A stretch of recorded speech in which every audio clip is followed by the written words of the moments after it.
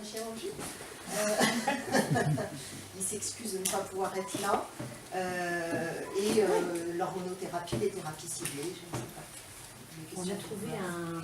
Dans le féminin d'aujourd'hui, il n'y a pas de molécule miracle. Pour le moment, les traitements de chimiothérapie, il y a les traitements du cancer du sein sont protocolisés. C'est-à-dire qu'il y a la chimiothérapie, la radiothérapie, l'hormonothérapie, les thérapies ciblées avec l'herceptine. Ce sont les traitements qui sont protocolisés. Aucun médicament actuellement ne peut remplacer la chimiothérapie, qui est une chimiothérapie par voie veineuse, qui est constituée de 6 cycles de chimiothérapie, 3 cycles avec 2 médicaments, 3 cycles avec un médicament différent des 3 premiers, mais c'est par voie veineuse.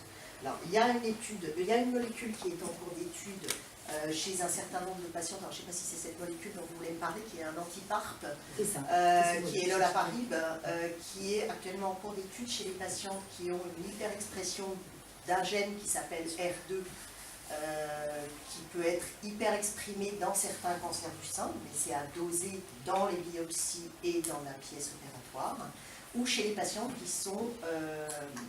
qui ont une mutation BRCA1, BRCA2, qui sont des mutations génétiques particulières qui augmentent de 50% le risque de cancer, de 60% le risque de cancer du sein à peu près, c'est pas tout à fait les mêmes pourcentages dans les deux mutations, et de 40% les risques de cancer de l'ovaire. Donc actuellement, il y a une étude de phase 3 qui est en cours, qui est d'ailleurs ouverte au centre Oscar Lambret, avec l'olaparib en et c'est la recherche qui nous permet de voir effectivement avec les différentes mutations génétiques qu'on trouve, qui nous permet d'avoir de plus en plus de nouveaux médicaments.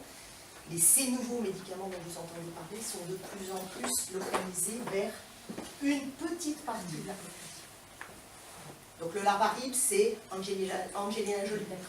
Qui est organisé conjointement Cap Wormhout avec la municipalité, qui ont en gros que la municipalité a donné les moyens, l'organisation, les affiches, les petits badges, et puis au niveau de la technicité, c'est l'association Cap Wormhout. Donc je leur remercie pour cette organisation.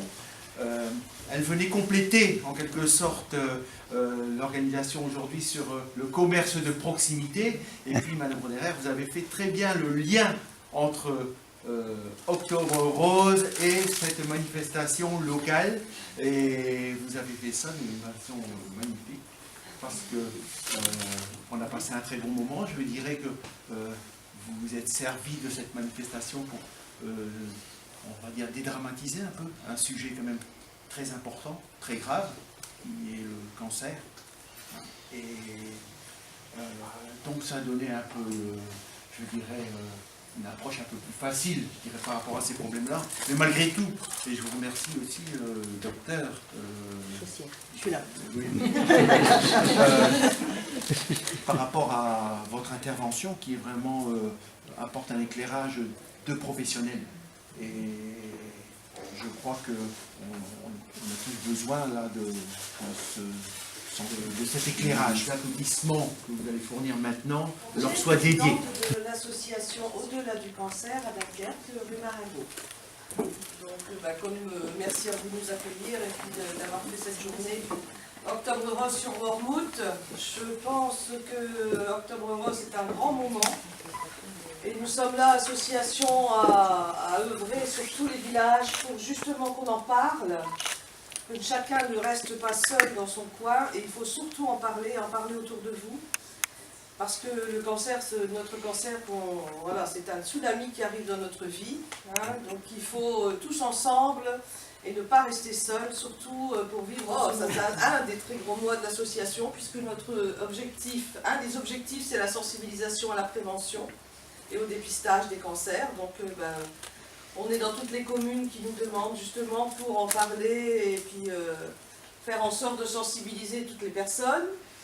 On aide aussi donc les malades à traverser ces périodes avec un accueil psychologique quand on en a besoin, quand on a besoin de parler, donc avec une personne qui est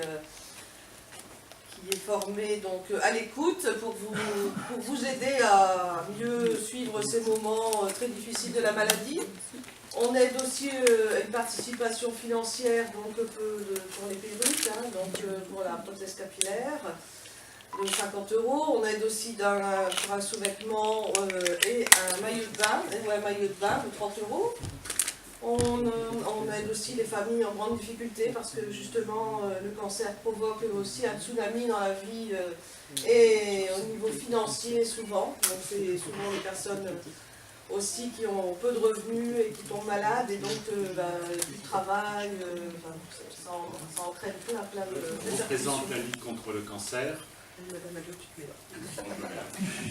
Donc, je ne suis pas tout seul, puisque avec moi, il y a Lidiane qui fait le carrément de notre équipe de Dunkerque. Il y a Annick Legrand qui est là, et mon épouse. L'équipe de Dunkerque, la Ligue contre le cancer, est composée en gros d'une dizaine de personnes. Mais il y a plusieurs associations qui s'interposent. Bon, je suis également, et mon épouse, membre de l'Ordre du cancer, et tout ça, on travaille ensemble pour la même cause. Pour les objectifs, la parole à Laurence. Et aussi remercier mon époux qui m'a aidé parce que moi, au niveau technique,